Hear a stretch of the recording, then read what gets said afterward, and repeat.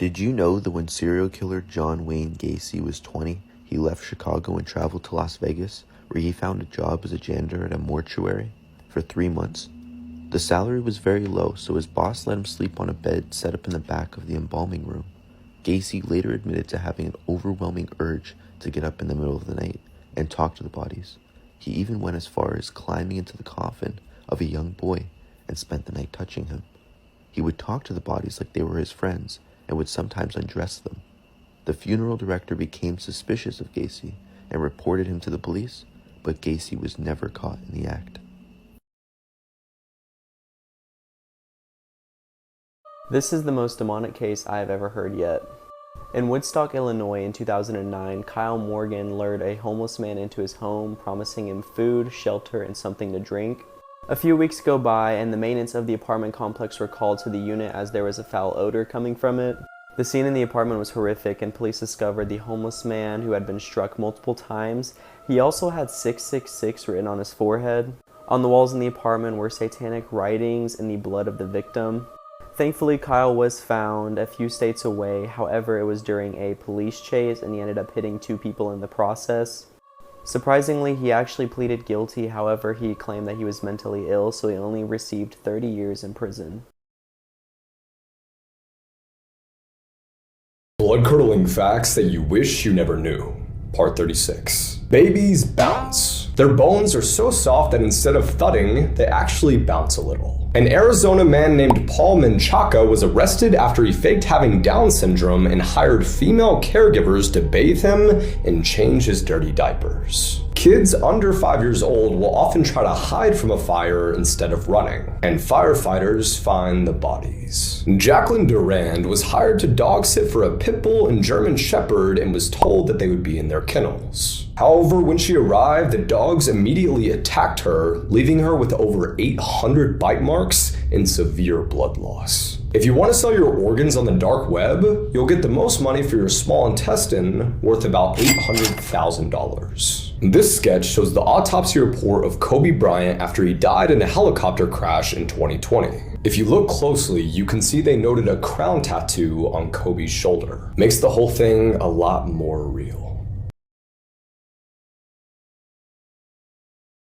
This is a case I am always going to find disturbing, and we still don't fully understand what happened to Jalia Davis. On November 19th of 2011, at exactly 3:48 in the morning, a driver along I-77 saw what would be the most horrific sight he would ever see. The body of 20-year-old Jalia Davis was found scattered in pieces across the highway. I cannot downplay the extent of the damage to the body. The head was missing, part of her chest was removed, her leg was snapped at the hip. But what exactly happened to her? Just about 15 minutes before she was found, Jalia was actually on the phone with her sister and she was screaming and crying because she had some kind of altercation with the friends she was out with that night. Friends she had only known for a couple of months. Fast forward those 15 minutes and Jalia's body is found on the highway, but her car is about a half a mile up the highway. Assumed to be some kind of insane accident until we found this. All of her upper body clothing found removed and folded, but who put it there?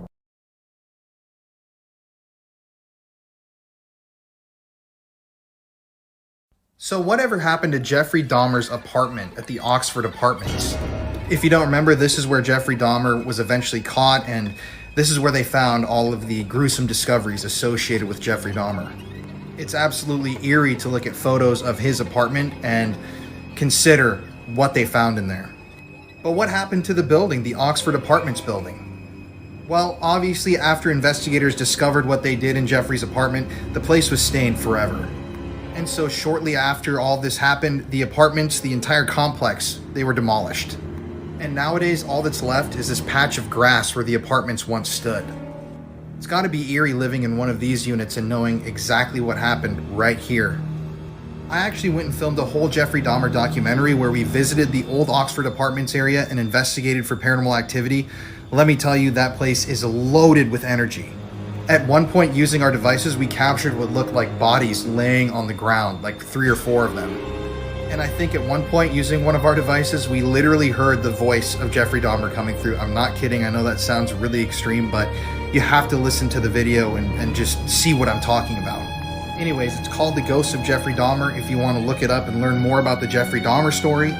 And my wife and I actually did a whole Dahmer series on our podcast, Murder in America, if you want to listen to what I'm talking about.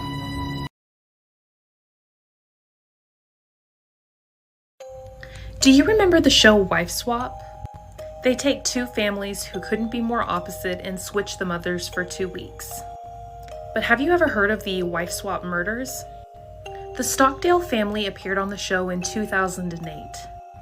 Tim and Kathy Stockdale lived on a rural farm in Ohio with their 4 sons, Calvin, Charles, Jacob, and James. Kathy and Tim were extremely strict with their sons. They were homeschooled and expected to run their family farm. Video games and TV were not allowed. Instead, the boys would earn tokens so they could listen to their favorite radio programs. And those programs had to be pre-approved by Tim or Kathy. The boys were also not allowed to date. Their social life was pretty limited. But they would tour together as a family in a bluegrass band. June 15th of 2017, 911 operators would receive a hang-up call. Police responded to the Stockdale farm where the call had originated from. When they arrived at the farm, they heard a gunshot. When they gained entry into the house, they found the youngest son James and his mother Kathy dead of a gunshot wound. Jacob had a self-inflicted gunshot wound, but he was still alive. After several surgeries and extensive rehabilitation, Jacob recovered. It was obvious that Jacob had pulled the trigger, but no real motive has ever been found. The oldest 2 boys had gotten married and moved out. That left Jacob and James at home with their parents. After Jacob had recovered enough, they indicted him on murder charges. And in April of 2021, Jacob pled guilty to 2 counts of murder. Jacob's father, Tim, asked the judge to go easy on him, but despite this, he was given 2 15-year sentences that were to run consecutively. Jacob will be eligible for parole in 2048. So do you think 30 years is enough time? Let me know in the comments and follow for more true crime. Do you know the tragic story behind why the Amber Alert was created? On January 13th, 1996, 9-year-old Amber Hagerman was riding her bike with her 5-year-old brother Ricky to a nearby grocery store in Arlington, Texas. Ricky decided to bike back home, and as soon as Amber was left alone, she was abducted from the grocery store parking lot. An elderly man sitting in his backyard saw the abduction take place. He described the man as white or Hispanic in his 20s or 30s, under 6 feet, with dark hair. He'd also seen the pickup truck used, parked earlier at a nearby laundromat before the kidnapping, leading police to believe that the man was a local. The family immediately notified local police, the FBI, and the news in what would become a nationwide search for Amber. More than 50 federal and police officers joined in the search. The police believed the abductor's behavior had probably escalated because of a recent traumatic event, such as a divorce or a layoff. 4 days later, a man walking his dog found Amber's body near a creek 4 miles from where she'd been taken. Police believe she'd washed up there due to recent thunderstorms. An autopsy revealed that Amber's throat had been slit and that the little girl was probably kept alive for her attackers for at least 2 days. Reports say she was found nude, but the police did not say if she'd been sexually assaulted. A task force was formed quickly after Amber's body was discovered, but it was disbanded in 1999 when the case went cold. Since her disappearance, the police have gone through more than 8,000 leads, but without physical evidence, no official suspects have ever been announced. There have also been very few credible theories as to who the kidnapper was. This case inspired her family to become child advocates. Although a man witnessed Amber's kidnapping and notified law enforcement immediately, there was no coordinated notification system to mobilize the public around the missing child. Amber's disappearance created immediate interest among the parents across the country for a better system. Community members joined in these efforts to find a new way to respond to abductions, pushing law enforcement to take a stand and work to prevent similar abductions from taking place in the future. A Texas mother, Diana Simone, called in to a local radio station and came up with the idea for a nationwide alert system to notify the public about kidnappings. 9 months after Amber's death, the Amber Hagerman Child Protection Act and the now famous Amber Alert system was created. AMBER stands for America's Missing Broadcast Emergency Response. Alerts now help law enforcement agencies and media outlets to spread the news of a kidnapping almost immediately. Early versions of this alert was sent out with the radio, while now today's alerts notify us on our cell phones and social. The U.S. Department of Justice estimates that Amber Alerts have returned more than 900 children to their families in the past 2 decades. This alert system is now used in the United States, Canada, and 20 other countries.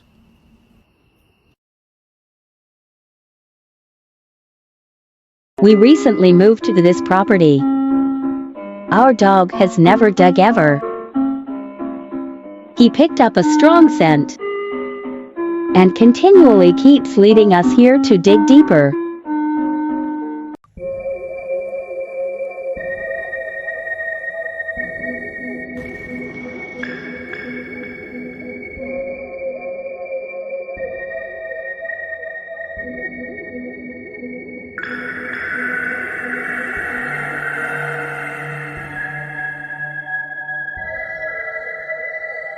It was her, but at that time they couldn't do DNA because it wasn't that advanced yet. We had a memorial service.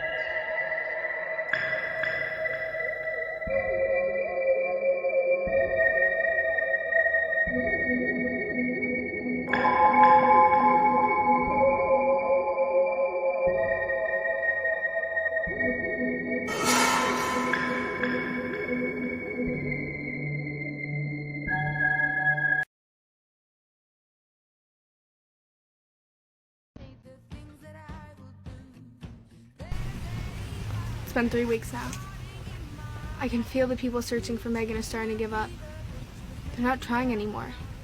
And it's really hard to get volunteers. I think that they might think she's dead. Maybe I do too.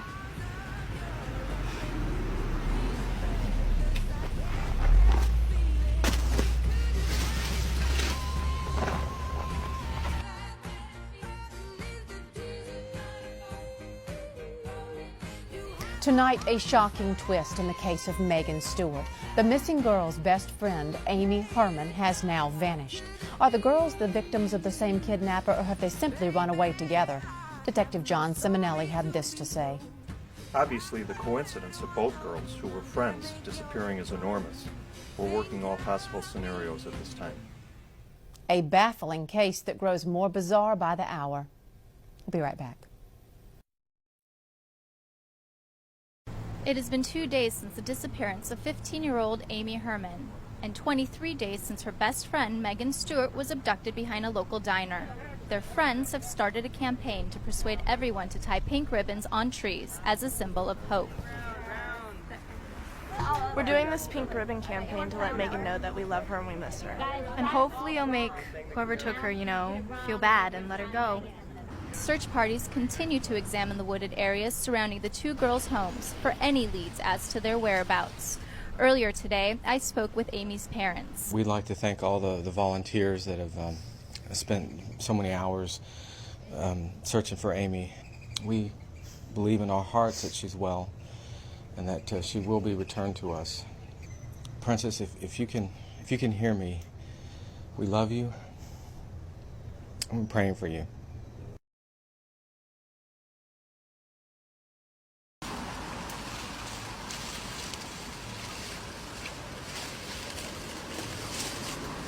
That's over there. Frank, get the camera. Get the camera, Frank. Hold up right there.